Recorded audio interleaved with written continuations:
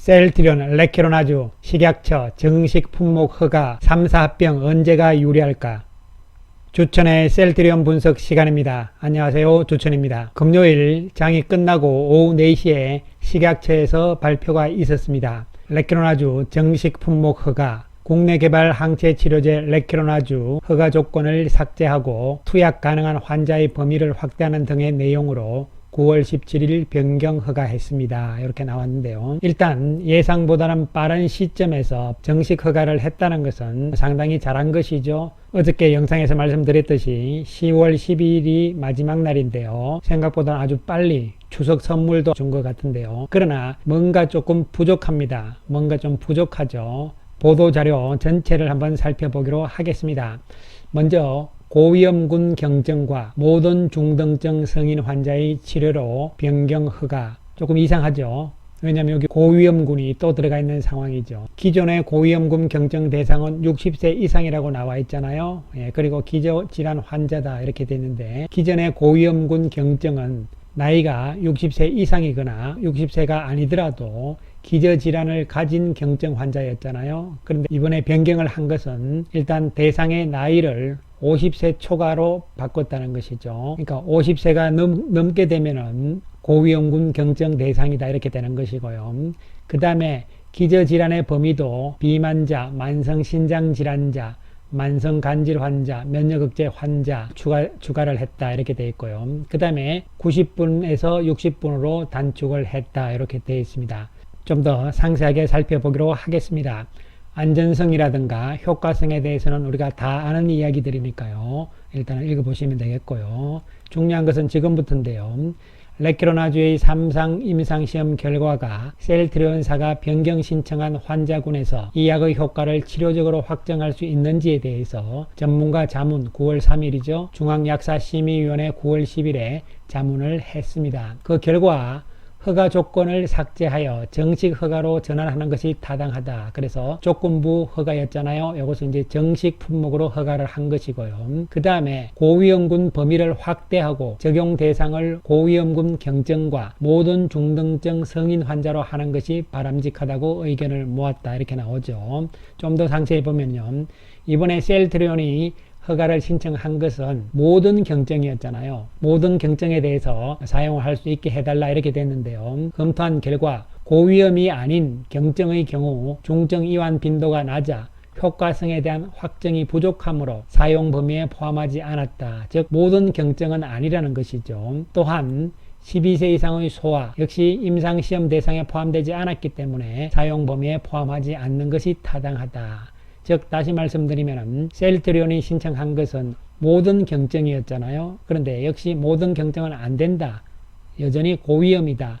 나이만 좀 낮췄다. 그리고 또 고위험군 기저질환 부분에 대해서는 범위를 확대했다. 이런 데는 이야기가 되는 것이죠. 그래서 고위험군 경증에서 모든 중등증 성인 환자로 최종 결정을 했다. 이렇게 됩니다. 크게 확대된 것이 별로 없는 상황이죠. 이것을 좀 더 구체적으로 살펴보게 되면 변경 전과 변경 후를 따져보게 되면 바뀐 게 거의 없습니다. 변경 전에 고위험군 경증, 그 다음에 중등증 환자였는데 여기서도 역시 고위험군 경증, 모든 중등증, 요 모든만 약간 바뀐 건데 여기서도 변경 전에도 거의 같은 개념이었잖아요. 예, 그렇습니다. 그 다음에 다른 거 변한 게 없습니다. 없고 고위험군만 조금 바뀌었어요. 나이를 50세 초과로 바꾸었고요. 그 다음에 기저질환들을 다 추가를 했다. 이런 이야기가 되는 것이죠. 그래서 결론적으로 말씀을 드리면은 모든 경증이 아니기 때문에 일단 50세를 초과하는 분들은 기저질환이 없더라도 일단은 사용할 수 있는 것이고요. 그 다음에 나이와 관계없이 이러한 기저질환이 있는 환자들은 고위험군이기 때문에 역시 사용할 수 있다. 이렇게 되어 있는 것이죠. 나이를 낮췄기 때문에 범위를 좀 확대한 것은 맞습니다. 그리고 또 기저질환도 많이 확대를 했잖아요. 이렇기 때문에 역시 사용 범위를 조금 확대한 것도 맞는 부분들이죠. 그러나 결론적으로 모든 경증으로 가야만 이 치료 효과가 더 있다는 부분들이잖아요. 조금 아쉬운 결과였다고 볼 수가 있겠습니다. 어쨌든 간에 이제 조건부 허가를 뗐기 때문에 이제는 정식적인 품목 허가가 나온 거잖아요. 이렇게 되면 좀 아쉽지만 전 세계적으로도 한국에서 레키로나주는 정식적인 품목 허가가 난 치료제다 이렇게 인정이 되기 때문에 일단 위상은 좀 더 높아질 수 있다는 측면은 긍정적인 부분으로 해석을 할 수가 있겠습니다. 이에 따라서 오늘 셀트리온 플러스 3.18%, 헬스케어 플러스 4.72%, 제약은 플러스 1.99% 상승세를 보였습니다. 모양상으로 봤을 때는 장대 양봉, 장대 음봉, 그리고 다시 또 장대 양봉으로 가운데 음봉을 에워사는 모습이 나타나잖아요. 이렇게 되면 추가적인 상승이 더 이어질 수 있는 상황이다 이렇게 볼 수가 있겠고, 계속적으로 말씀드렸지만 30만원 선에서의 고점 부분의 박스권, 이런 부분들이 이제 중요한 고점의 박스권이다 이렇게 볼 수가 있는 부분이죠. 헬스케어의 모습은 더욱더 좋은 모습이죠. 왜냐하면 전일 고점을 완전히 돌파를 해버리는 상황들이 나왔기 때문이고요. 또한 거래량의 증가도 눈에 띄는 모습이죠.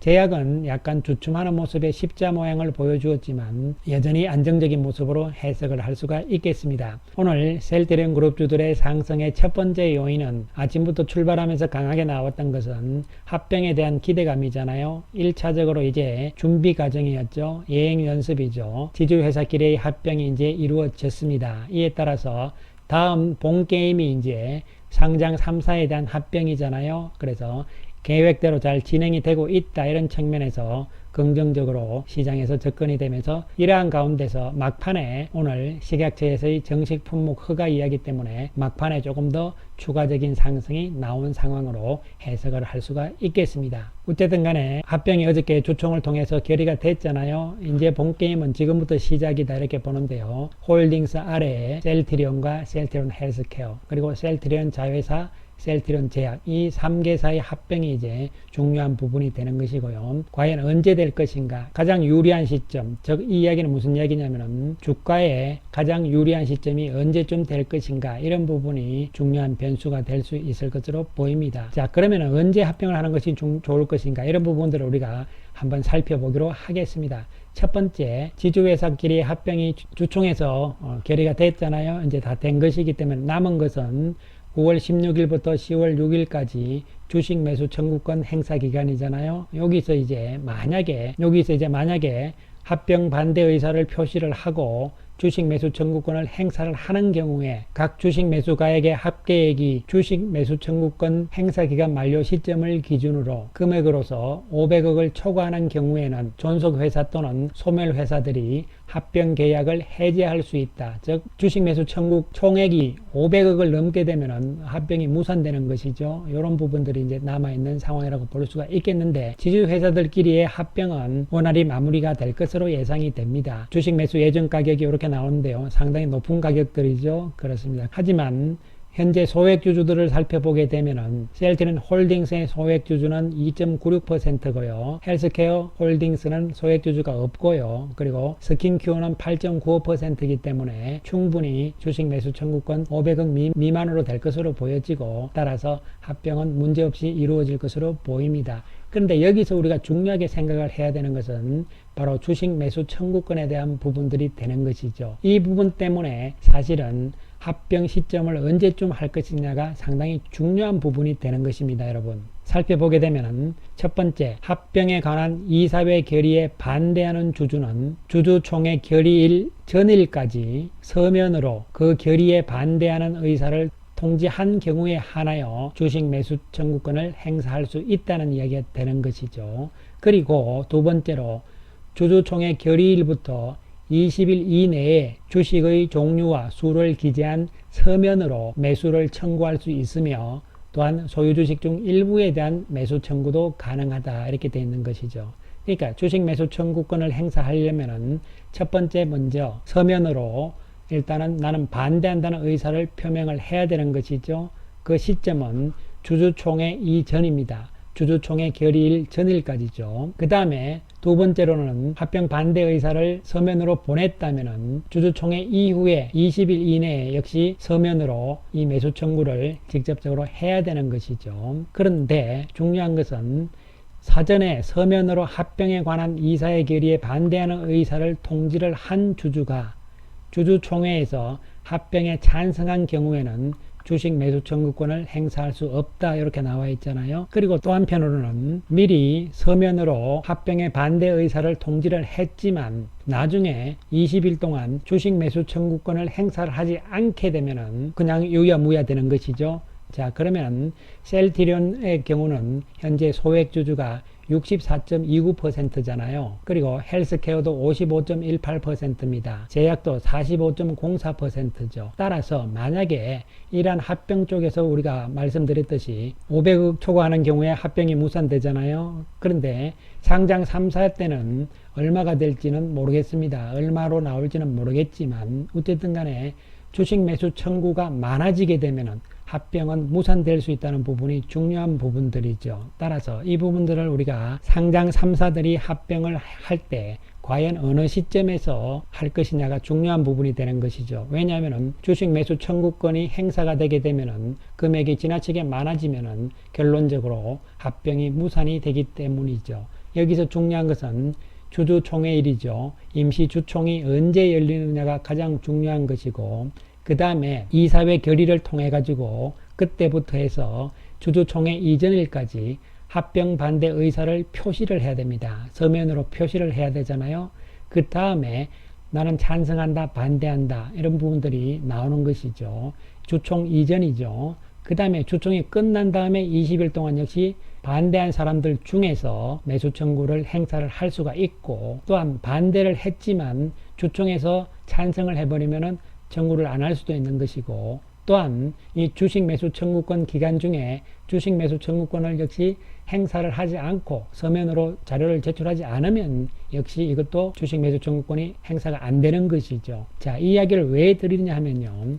앞으로 3사가 합병을 하는 시점을 언제 정할 것이냐. 합병 반대 의사 표시를 접수하잖아요. 자, 요 시점에 주주총회 이전 시점에 과연 주가가 올라가게 된다면 합병 반대가 줄어들겠죠. 그리고 주총에서 승인이 났다 하더라도 그 다음에 주식 매수 청구권 행사인데요. 반대 의사를 표현한 사람들 중에서도 행사를 안 할 수가 있잖아요. 그렇다면 또한 이 20일 기간 동안도 주가가 올라가줘야 되는 것이죠. 결론적으로 정리 말씀을 드리면은 3사가 합병을 하는 시점은 주주총회를 중심으로 해서 그 이전 기간 최소한 한 달 내지는 2달 정도 동안의 합병 반대 의사 표시를 하잖아요. 이사회 결의 이후 주총회 열리기까지의 약 한 달 내지는 2달 기간 동안 주가가 올라가줘야만 반대가 줄어들겠죠. 자, 그러기 위해서는 지금 셀트리온의 경우에는 과연 언제쯤 하는 것이 가장 유리할 것인가? 국내에서는 정식 품목 허가가 레키노나즈가 나왔잖아요. 그러면 이제 10월 달에 유럽 승인이고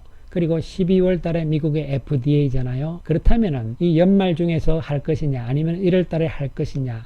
즉 다시 말씀드리면 임시 주총회를 언제쯤으로 생각을 하느냐. 결국은 주식 매수 청구와 관련된 일들이 생기잖아요. 그 이전에 최소한 한 달 내지는 2달 이전에 이사회 결의를 해야 되잖아요.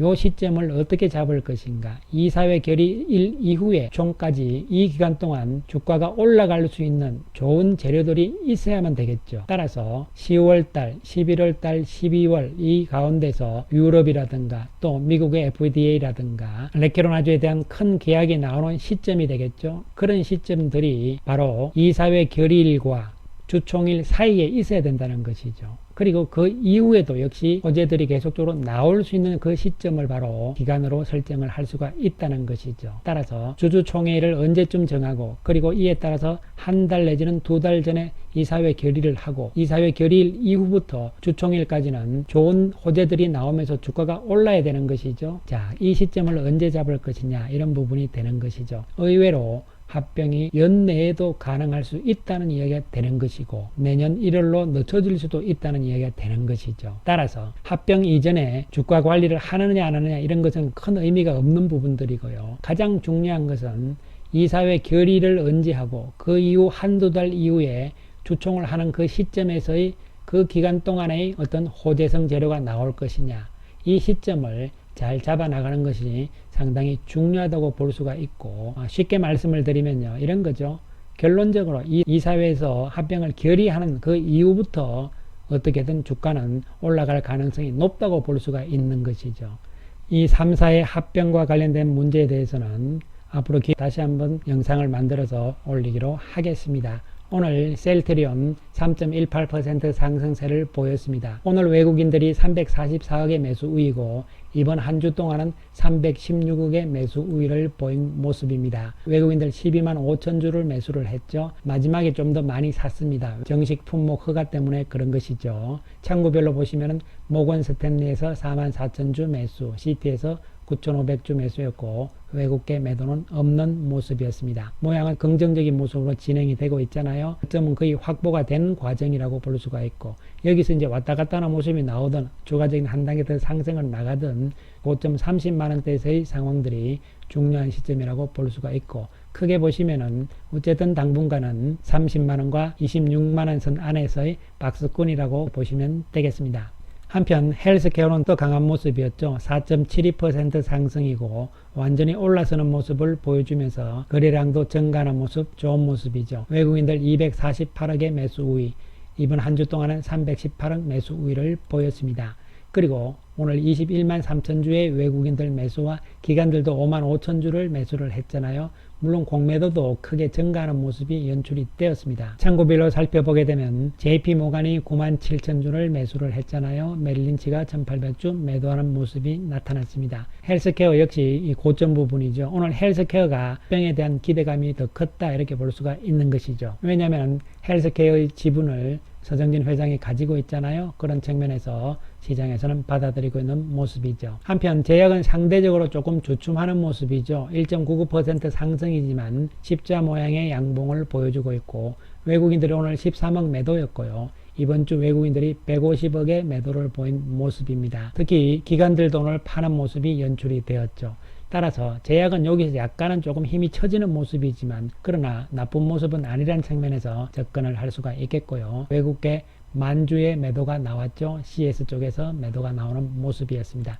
따라서 셀트리온 그룹주들은 현재 단기적인 관점에서는 박스권에서의 움직임이다 이렇게 보셔야 되는 것이고요. 어쨌든 조금 부족하긴 하지만 식약처에서 정식으로 품목 허가가 났다는 것은 긍정적인 부분이 되는 것이죠. 이제부터는 10월, 11월, 12월 레케로나지 수출 건들이 중요한 부분이 되는 것이잖아요. 그 시점과 맞물리면서 과연 3사의 합병 시점이 언제쯤 나올 것인가 이런 부분들을 생각을 좀 해야 되고 이사회 결의일이 나오게 되면 오히려 그때부터는 주가의 움직임이 달라질 가능성이 높고 그 이사회 결의일 이후부터 주총 시점에서의 호재성 재료들이 나올 가능성도 높다 이런 측면에서 제 나름대로 예상을 해보는 대목이 되겠습니다. 좀 더 긍정적인 마인드로 추석 연휴 잘 보내시기 바라겠습니다.